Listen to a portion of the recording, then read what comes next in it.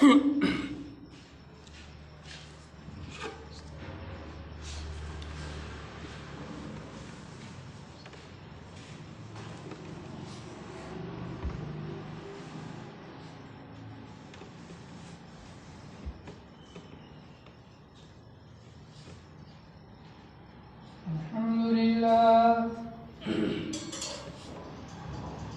لله نحمده ونستعينه ونستغفره ونؤمن به ونتوكل عليه ونعوذ بالله من شرور أنفسنا ومن سيئات أعمالنا من يهده الله فلا مضل له ومن يضلله فلا هادي له ونشهد أن لا إله إلا الله وحده لا شريك له ونشهد أن سيدنا مولانا محمد صلى الله تعالى عليه وسلم وعلى آله وصحبه أجمعين. أما بعد، قال الله تبارك وتعالى في كتابه المجيد: أعوذ بالله من الشيطان الرجيم، بسم الله الرحمن الرحيم. وذروا ظاهر الإثم وباطنه. وقال تعالى: ومن يعمل سوءا يجز به. وقال النبي صلى الله عليه وسلم: الظلم ظلمات يوم القيامة، أو كما قال النبي صلى الله عليه وسلم. اللهم صل على محمد وعلى آل محمد كما صليت على إبراهيم وعلى آل إبراهيم إنك حميد مجيد. اللهم بارك على محمد وعلى آل محمد كما باركت على إبراهيم وعلى آل إبراهيم إنك حميد مجيد.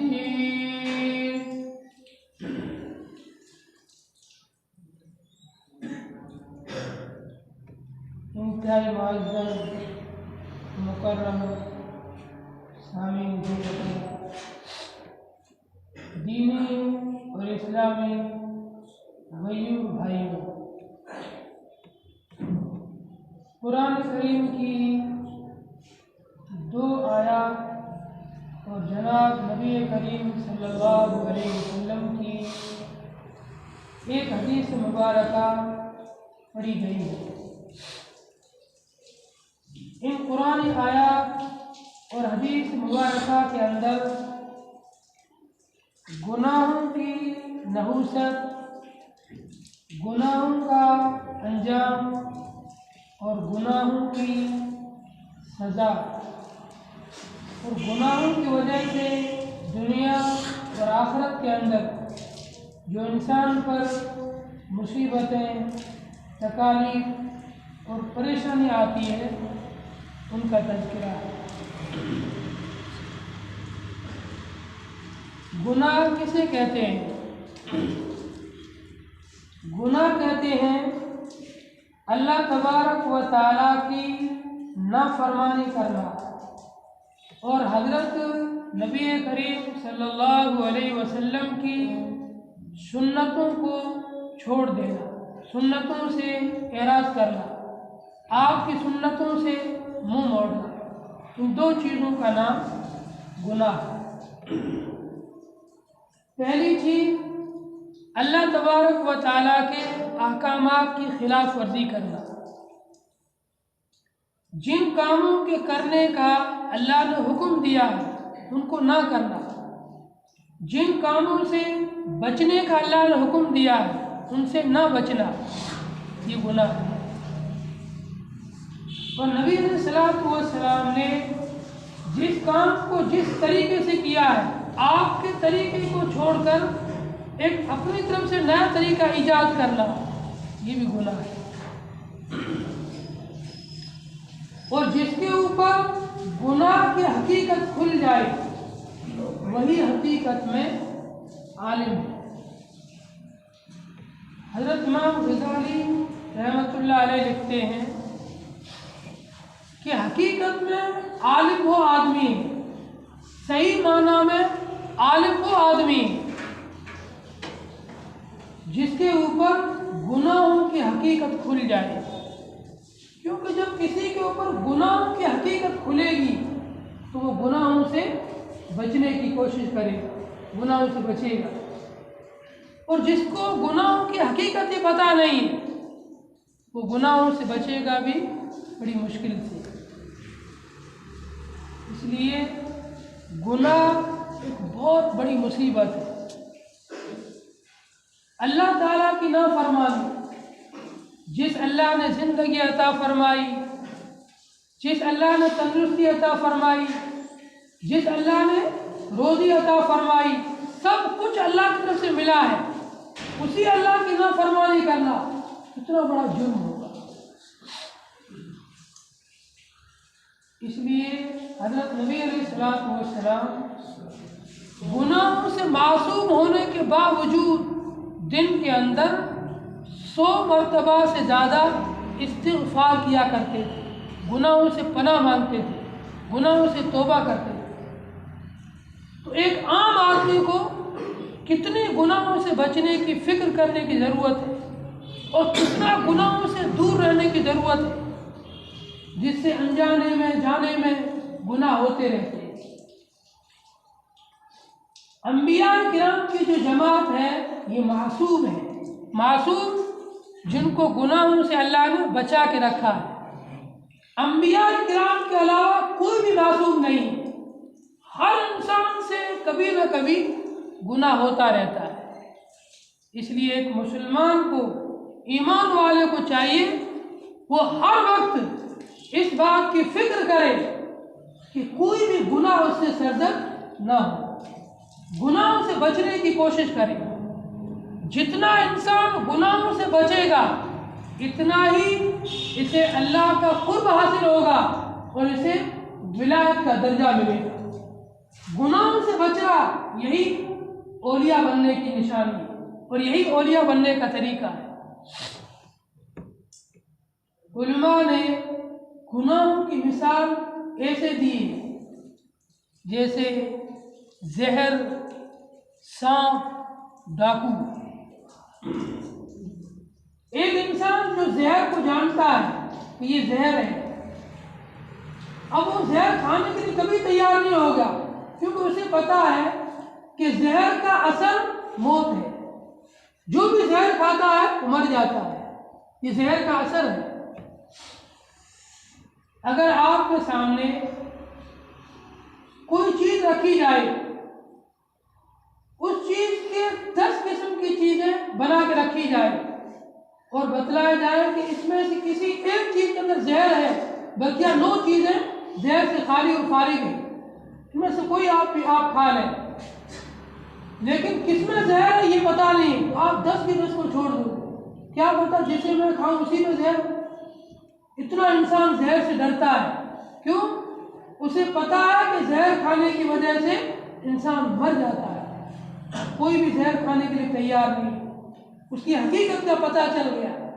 اسی طریقے سے جس انسان کو گناہ کی حقیقت کا پتہ چلتا ہے وہ اتنا ہی گناہ سے بھاگتا ہے جتنا انسان زہر سے بھاگتا ہے۔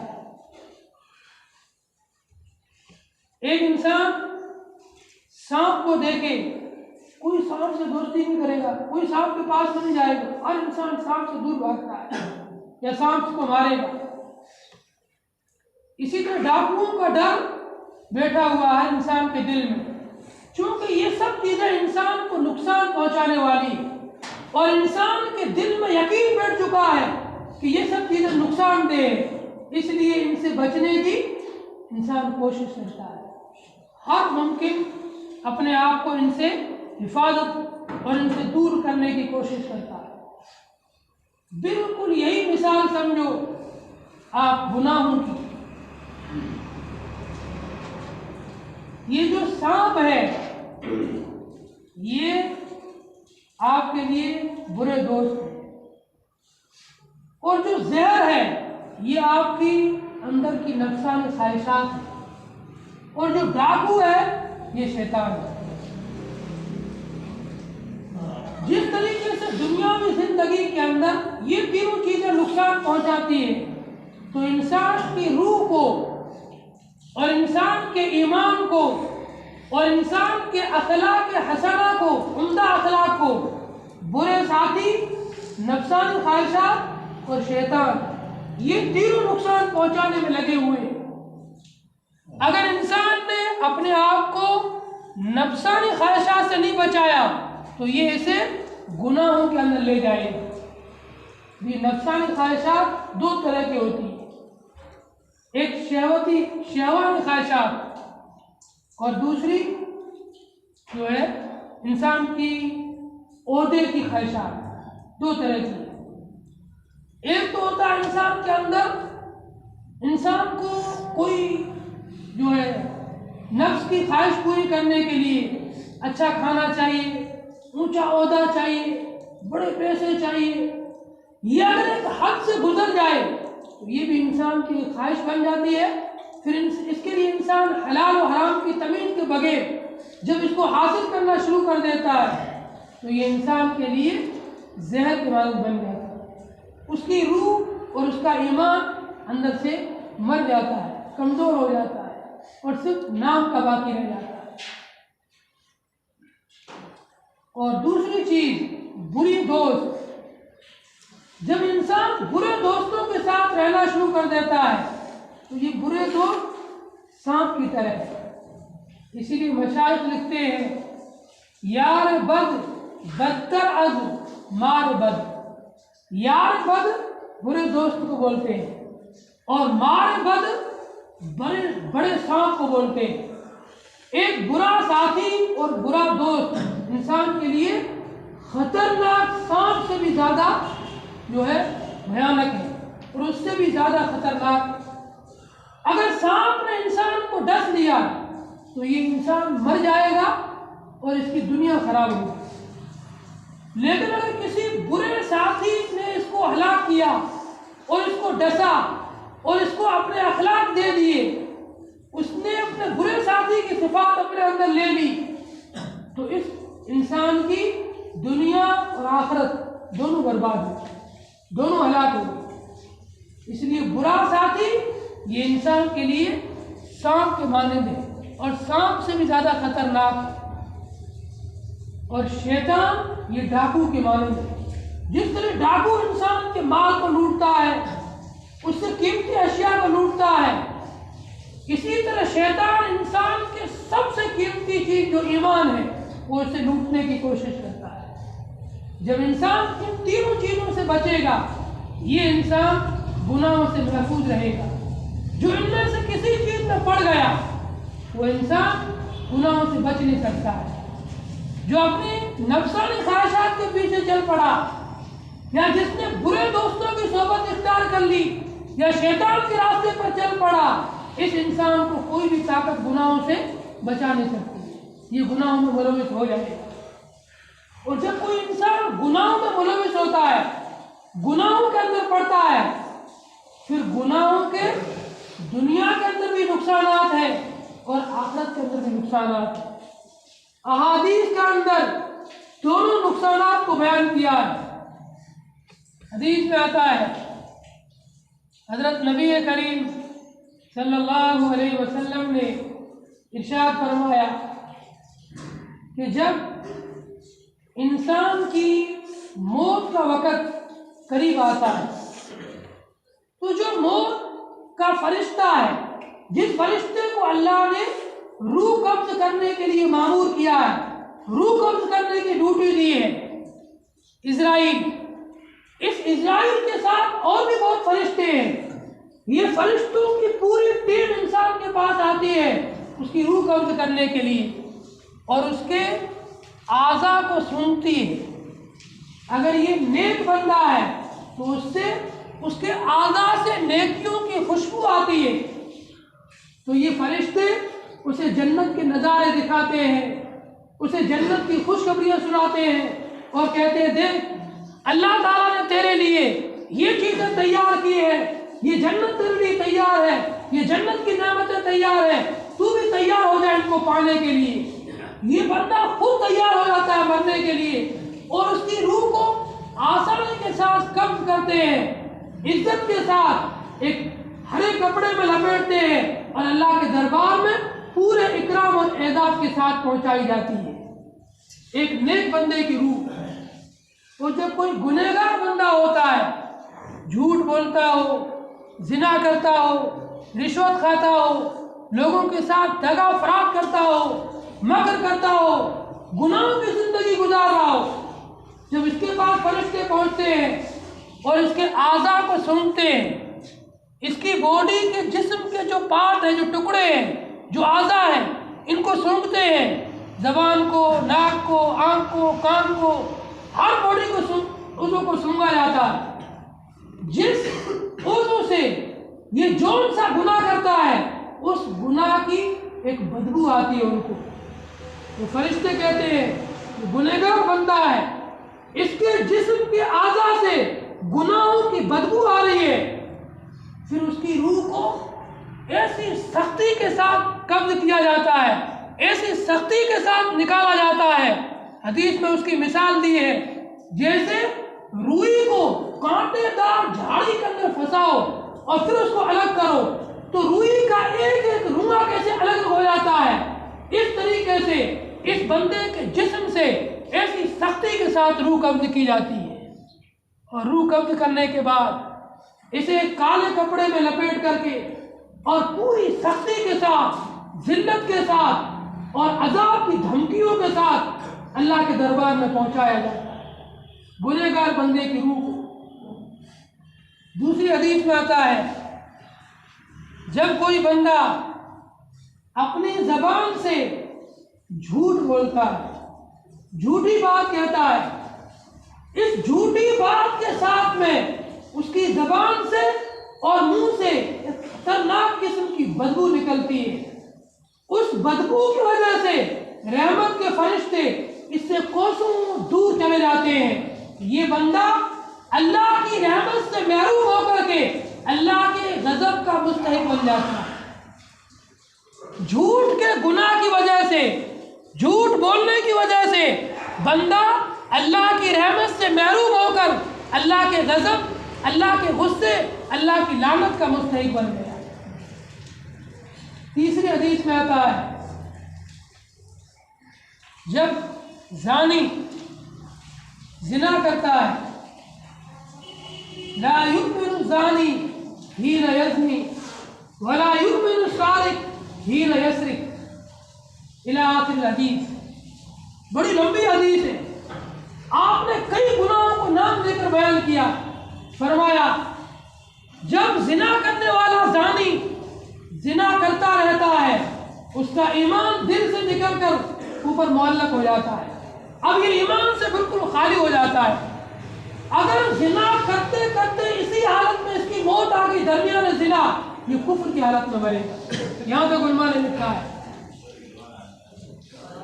اسی طریقے سے ایک چور جب چوری کرتا ہے تو اس کا ایمان دل سے نکل کر اوپر جا کر معلق ہو جاتا ہے، پرندے کی شکل میں اوپر جا کر بیٹھ جاتا ہے۔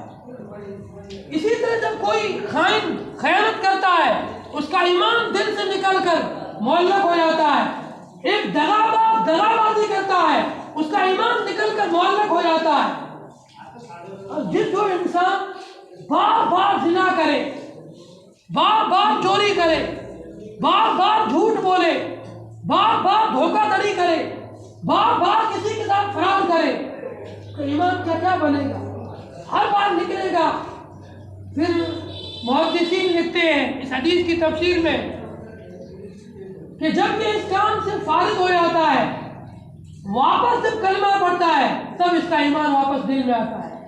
جب تک یہ کلمہ نہیں پڑھے گا تب تک اس کا ایمان باہر ہی رہے گا۔ کچھ محدثین لکھتے ہیں کہ جب تک یہ اس برائی کے اندر لگا ہوا ہے تب تک اس کا ایمان باہر ہے، جب اس برائی کو کر کے فارغ کو چھوڑ دیتا ہے تب ایمان واپس آ جاتا ہے۔ علی اختلاف الاقوال، اتنی خطرناک چیز ہے گناہ۔ جب انسان گناہ کرتا ہے اس کے دل سے ایمان رخصت ہو جاتا ہے، اس کا ایمان ہی چلا جاتا ہے، اس کا ایمان دل سے نکل کر کے باہر چلا جاتا ہے۔ کتنی بچنے کی ضرورت ہے گناہوں سے۔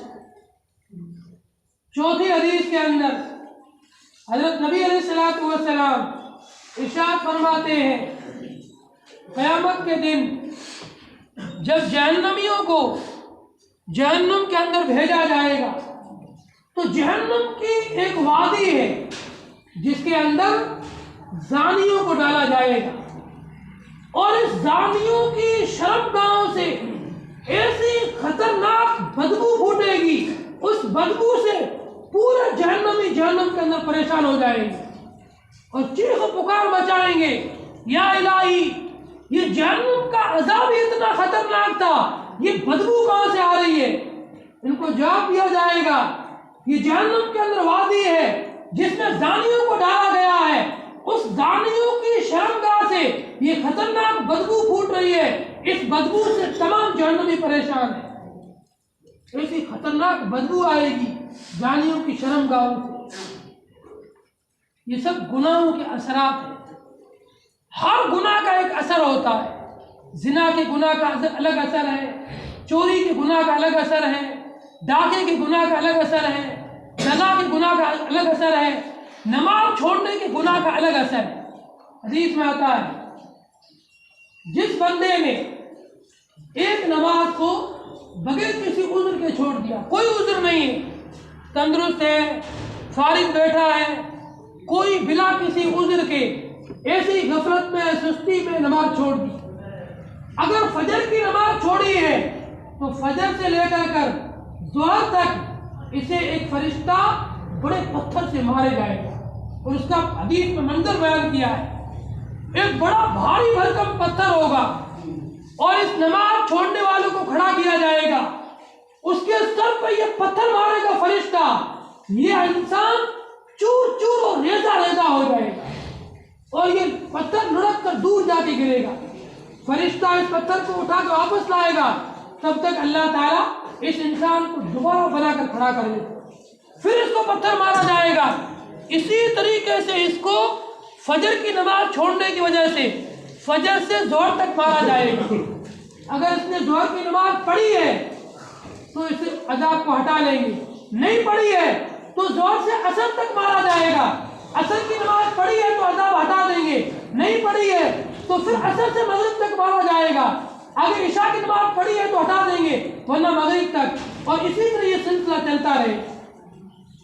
ये सब गुनाहों के असरात बतलाए, कितना गुनाहों से बचने की ज़रूरत है। इसलिए ज़रूरत इस बात की है कि हम गुनाहों से बचें। अल्लाह ताला ने जो अहकामात हमें दिए हैं, नमाज रोज़ा ज़कात, इनको हम अदा करें। जिन कामों से अल्लाह ने बचने का हुक्म दिया है उन कामों से हम बचें। अल्लाह ताला से दुआ है, अल्लाह ताला हम तमाम को अमल की तौफीक नसीब फरमाए। जिन लोगों की सुन्नतें बाकी सुन्नतें पढ़ लो, बाहर वाले अंदर आ जाओ, अगली सफ़ों को दूर करो।